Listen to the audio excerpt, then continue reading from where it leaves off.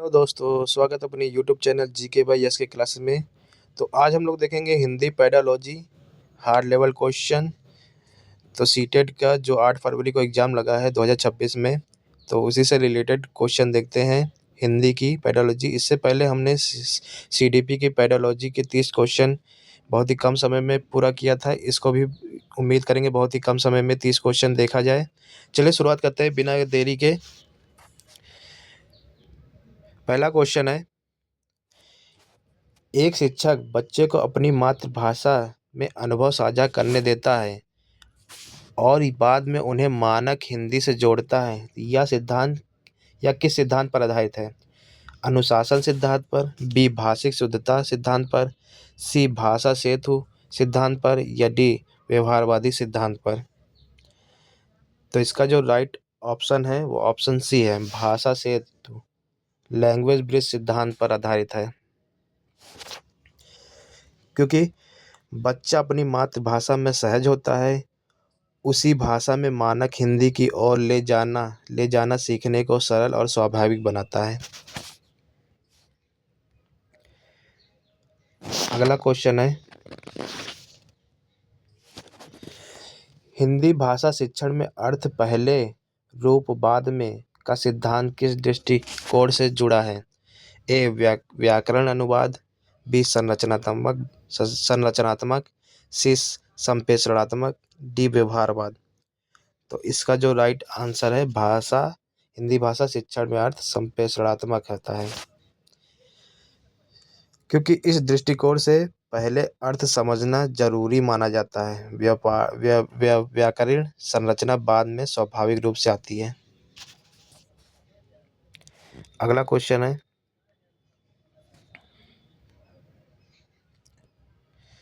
Question number 3 है, यदि शिक्षक बच्चों की भाषा त्रुटियों को तुरंत ठीक न करके संवाद जारी रखता है तो वह किस बात पर बल दे रहा है? शुद्धता पर, प्रवाह पर, सी अनुशासन पर, या डी मूल्यांकन पर।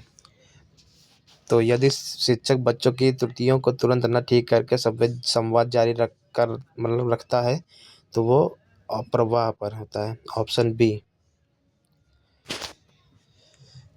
क्योंकि लगातार सुधार करने में बच्चा झिझकता है, संवाद जारी रखने में आत्मविश्वास और भाषा प्रवाह बढ़ता है। अगला क्वेश्चन है,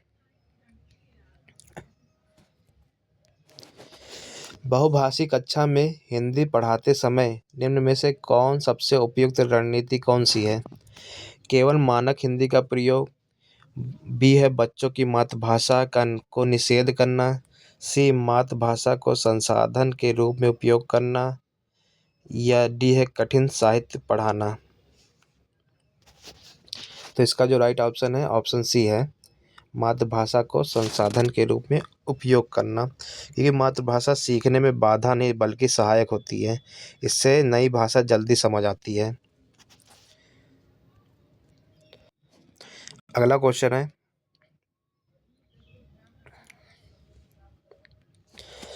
भाषा अधिगम और भाषा अधिग्रहण और भाषा अधिगम के अंतर को स्पष्ट करने वाला सिद्धांत किसका है?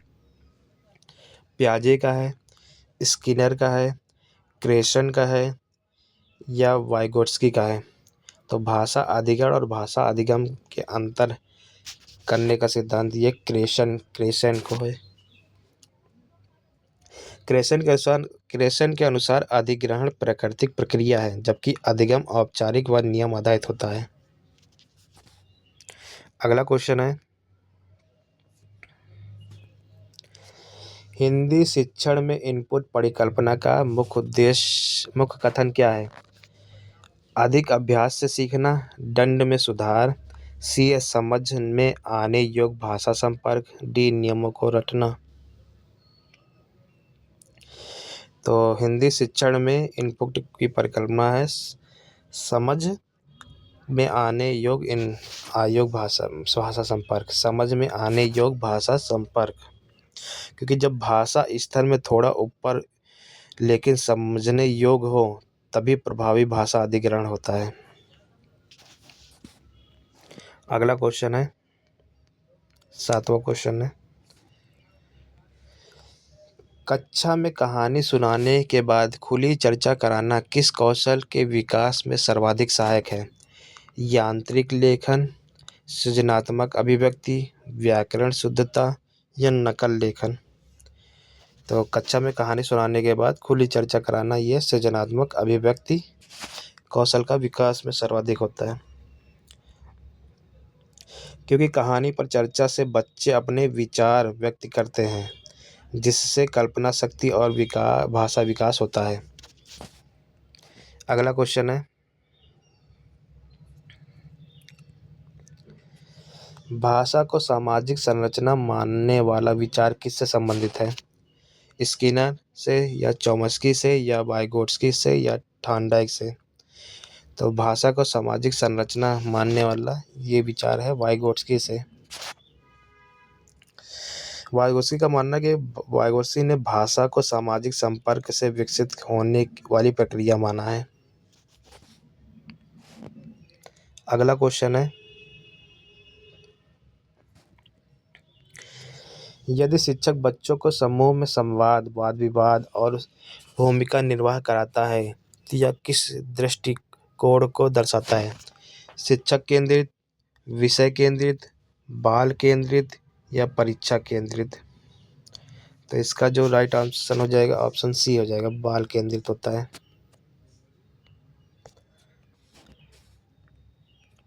ऑप्शन सी बाल केंद्रित होता है, क्योंकि समूह कार्य और संवाद में बच्चा सक्रिय भूमिका निभाता है, शिक्षक केवल मार्गदर्शक होता है। अगला क्वेश्चन है, क्वेश्चन नंबर 10, हिंदी शिक्षण में प्रक्रिया आधारित लेखन का अर्थ है केवल अंतिम उत्तर पर ध्यान देना, विचार मसौदा संशोधन पर, सुंदर लिखावट पर या तेज लेखन पर? तो हिंदी शिक्षण में प्रक्रिया आधारित लेखन का अर्थ है, तो इसका जो राइट ऑप्शन है ऑप्शन बी है, विचार मसौदा संशोधन पर। प्रक्रिया आधारित होता है वो विचार मसौदा संशोधन पर होता है। लेखन केवल अंतिम उत्तर नहीं बल्कि सोच, संशोधन और सुधार की निरंतर प्रक्रिया है। अगला क्वेश्चन है, निम्न में से कौन सा भाषा मूल्यांकन का गुणात्मक पक्ष है? अंक देना, रैंक बनाना, प्रतिक्रिया या तुलना? तो भाषा मूल्यांकन का गुणात्मक पक्ष है प्रतिक्रिया, फीडबैक देना।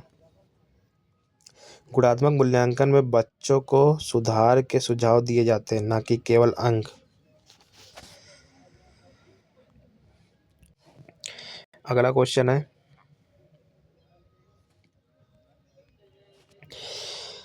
पाठ के दौरान अनुमान लगाना, प्रश्न करना और निष्कर्ष निकालना किस पठन स्तर से जुड़ा है? सतही पठन, यांत्रिक पठन, गहन पठन या मौन पठन? तो 12 का आप लोग आंसर दीजिए। तो इसका जो राइट ऑप्शन हो जाएगा, पाठ के दौरान अनुमान लगाना, प्रश्न करना, निष्कर्ष निकालना, ये गहन पठन से जुड़ा है, क्योंकि गहन पठन में बच्चा पाठ का विश्लेषण करता है, अनुमान लगाता है और निष्कर्ष निकालता है। अगला क्वेश्चन है, हिंदी शिक्षण में व्याकरण को अलग विषय न बनाकर भाषा प्रयोग से जोड़ना किस सिद्धांत पर आधारित है? यह पृथक्करण है, समेकन है या अनुशासन है या मूल्यांकन है? तो हिंदी शिक्षण में व्याकरण को अलग विषय न बनाकर भाषा प्रयोग से जोड़ना ये समेकन है। ऑप्शन बी सही है, समेकन सिद्धांत। व्याकरण को अलग से नहीं बल्कि भाषा प्रयोग के साथ सीखना अधिक प्रभावी होता है। अगला क्वेश्चन है, भाषा सीखने में त्रुटि को क्या माना जाता है? असफलता, दंड का कारण, सीखने का संकेत या अनुशासनहीनता? तो भाषा सीखने में त्रुटि को सीखने का संकेत माना जाता है, ऑप्शन सी, क्योंकि त्रुटियां यह दर्शाती है कि बच्चा भाषा प्रयोग कर रहा है, जो सीखने का स्वाभाविक चरण है। अगला क्वेश्चन है, यदि शिक्षक कविता पढ़ाने के बाद बच्चों से वैकल्पिक अंतर लिखवाता है तो वह किस कौशल को बढ़ावा दे रहा है? स्मृति को, सृजनात्मकता को, व्याकरण को या अनुशासन को? तो यदि शिक्षक कविता पढ़ाने के बाद बच्चों को वैकल्पिक अंतर लिखवाता है तो वो सृजनात्मकता को बढ़ावा दे रहा है। ऑप्शन बी सही है। वैकल्पिक अंतर लिखवाने से बच्चा स्वतंत्र रूप से सोचता और अभिव्यक्ति करता है। अगला क्वेश्चन है, संप्रेषणात्मक भाषा शिक्षण में शिक्षक की भूमिका क्या होती है? ज्ञान प्रदाता होते हैं, नियंत्रक होते हैं, सहायक व मार्गदर्शक होते हैं या परीक्षक होते हैं? तो इसका जो राइट ऑप्शन होता है ऑप्शन सी है, सहायक व मार्गदर्शक होते हैं संप्रेषणात्मक भाषा शिक्षण में शिक्षक की भूमिका। संप्रेषणात्मक शिक्षण में शिक्षक वातावरण बनाता है, ज्ञान थोपता नहीं है। अगला क्वेश्चन है 17वां, भाषा प्रयोगशाला का सीमित प्रभाव क्यों हो सकता है? तकनीकी ज्ञान की कमी, वास्तविक सामाजिक संदर्भ का अभाव, अधिक अभ्यास या शुद्ध उच्चारण? तो भाषा प्रयोग का सीमित प्रभाव, तो यह सामाजिक संदर्भ का अभाव होता है। ऑप्शन बी सही है, क्योंकि भाषा प्रयोगशाला में वास्तविक जीवन जैसी संवाद स्थिति नहीं होती है। अगला क्वेश्चन है, भाषा को द्वितीय भाषा के रूप में पढ़ाते समय सबसे बड़ी चुनौती क्या है? पाठ्य पुस्तक, शब्द भंडार, सी है भाषिक पृष्ठभूमि की विविधता, डी परीक्षा? तो इसका जो राइट ऑप्शन हो जाएगा ऑप्शन सी है, भाषिक पृष्ठभूमि में विविधता, क्योंकि अलग अलग भाषाई पृष्ठभूमि के कारण एक समान रणनीति प्रभावी नहीं होती। अगला क्वेश्चन है, यदि शिक्षक बच्चों से स्वयं नियम निकालने को कहता है तो वह कौन सी विधि अपना रहा है? निगमन, आगमन, व्याख्यान या अनुवाद विधि? तो यदि शिक्षक बच्चों को स्वयं नियम निकालने को कहता है तो यह आगमन विधि कहलाता है। आगमन विधि उदाहरण से नियम निकालने पर बच्चा सक्रिय रूप से सोचता है।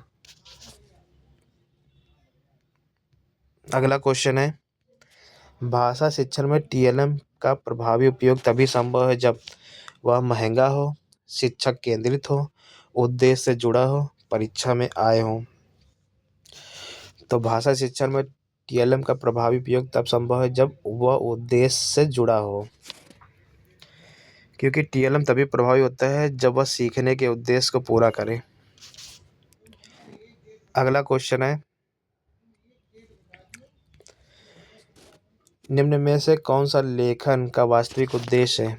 परीक्षा, अंक, विचार संप्रेषण, नियम अभ्यास? तो इसका जो राइट ऑप्शन हो जाएगा ऑप्शन सी है, विचार संप्रेषण। लेखन का मुख्य उद्देश्य अपने विचारों को स्पष्ट रूप से व्यक्त करता है। अगला क्वेश्चन है, भाषा शिक्षण में सुनना क्यों आधारित कौशल है? या सरल है, या जन्मजात है, अन्य कौशल इसी पर आधारित है, परीक्षा में नहीं आता? तो इसका जो राइट ऑप्शन है वो ऑप्शन सी है, क्योंकि अन्य कौशल इसी पर आधारित है। जैसे बोलना, पढ़ना, लिखना, तीनों कौशल सुनने पर ही आधारित है। सी वाला सही है। अगला क्वेश्चन है, यदि शिक्षक बच्चों की बोलचाल की भाषा को स्वीकार करता है तो वह किस दृष्टिकोण को मानता है? शुद्धतावादी, लोकतांत्रिक, दंडनात्मक या यांत्रिक? तो वह लोकतांत्रिक दृष्टिकोण को मानता है, क्योंकि बच्चों की भाषा स्वीकार करने में आत्मसम्मान और सहभागिता बढ़ती है। अगला क्वेश्चन है 24वां, हिंदी पाठ्यक्रम में स्थानीय संदर्भों को शामिल करने का उद्देश्य है कठिनाई बढ़ाना, रुचि व अर्थबोध बढ़ाना, समय नष्ट करना, परीक्षा सरल करना। तो हिंदी पाठ्यक्रम में स्थानीय संदर्भों को शामिल करने का उद्देश्य है रुचि व अर्थबोध बढ़ाना। स्थानीय संदर्भ बच्चों के जीवन से जुड़े होते हैं, जिससे सीखना सार्थक बनता है। अगला क्वेश्चन है, सतत व समग्र मूल्यांकन सीसीई में शिक्षक की भूमिका क्या है? केवल परीक्षक होते हैं, मार्गदर्शक और प्रेक्षक होते हैं, अनुशासन अधिकारी होते हैं या अंतर वितरण होते हैं? तो ये होते हैं ऑप्शन बी, मार्गदर्शक और प्रेक्षक होते हैं। क्योंकि सीसीई में शिक्षक केवल परीक्षा नहीं लेता बल्कि निरंतर प्रगति देखता है। अगला क्वेश्चन है, भाषा शिक्षा में स्कैफोल्डिंग का अर्थ है दंड देना, चरणबद्ध सहायता देना, उत्तर बताना, रटवाना। तो स्कैफोल्डिंग का अर्थ है चरणबद्ध सहायता देना, ऑप्शन बी भाषा शिक्षण में। क्योंकि बिना नियम सीखे क्योंकि शिक्षक धीरे धीरे सहायता देता है ताकि बच्चा स्वयं सीख सके। अगला क्वेश्चन है, स्कैफोल्डिंग हमेशा पूछा जाता है सीटेट में। आप चाहे जितने भी क्वेश्चन उठा के प्रीवियस ईयर उठा के देख लीजिए, स्कैफोल्डिंग जरूर आया है। एक स्कैफोल्डिंग एक स्कीमा पे आ जाएगा। यदि बच्चा बिना औपचारिक नियम सीखे सही वाक्य बोल रहा है तो वह किसका उदाहरण है? भाषा अधिगम का, भाषा अधिग्रहण का, अनुशासन का या मूल्यांकन का? यदि बच्चा बिना औपचारिक नियम सीखे सही वाक्य बोल रहा है तो वह भाषा अधिग्रहण का होता है। क्योंकि बिना नियम सीखे सही भाषा का प्रयोग करना प्राकृतिक अधिग्रहण है। अगला क्वेश्चन है 28वां, निम्न में से कौन सी गतिविधि उच्च स्तरीय सोच को बढ़ावा देती है? ए, रिक्त स्थान भरो, सही गलत, बी, पाठ पर आलोचनात्मक टिप्पणी या डी, परिभाषा लिखो। तो इसका जो राइट ऑप्शन हो जाएगा ये पाठ पर आलोचनात्मक टिप्पणी को बढ़ावा देता है, क्योंकि इसमें विश्लेषण, तर्क और मूल्यांकन शामिल होता है जो उच्च स्तरीय सोच को बढ़ावा देता है। अगला क्वेश्चन है, हिंदी शिक्षण में सहपाठी मूल्यांकन का लाभ क्या है? प्रतिस्पर्धा, भय, आत्म मूल्यांकन और सहयोग, समय की बर्बादी। तो इसका जो राइट ऑप्शन हो जाएगा ऑप्शन सी हो जाएगा, आत्म मूल्यांकन और सहयोग। क्योंकि सहपाठी मूल्यांकन में बच्चा दूसरों से सीखता है और खुद को सुधारता है। आज का हमारा लास्ट क्वेश्चन है, भाषा शिक्षा का दीर्घकालीन लक्ष्य क्या होना चाहिए? परीक्षा सफलता, साहित्य रटना, प्रभावी सार्थक संप्रेषण या केवल शुद्ध व्याकरण? तो इसका जो राइट ऑप्शन हो जाएगा, भाषा शिक्षण का दीर्घकालीन लक्ष्य प्रभावी सार्थक और संप्रेषण होता है। क्योंकि भाषा का वास्तविक उद्देश्य जीवन में सही और सार्थक संवाद करना होता है। तो फ्रेंड, ये थे हमारे 30 क्वेश्चन। अगर हमारे क्वेश्चन आपको अच्छे लगे हों, हमारा वीडियो आपको अच्छा लगा हो तो प्लीज़ लाइक करिएगा, हमारे चैनल पर नए हैं तो सब्सक्राइब करिएगा और वीडियो को ज़्यादा से ज़्यादा शेयर करिएगा। Thank you.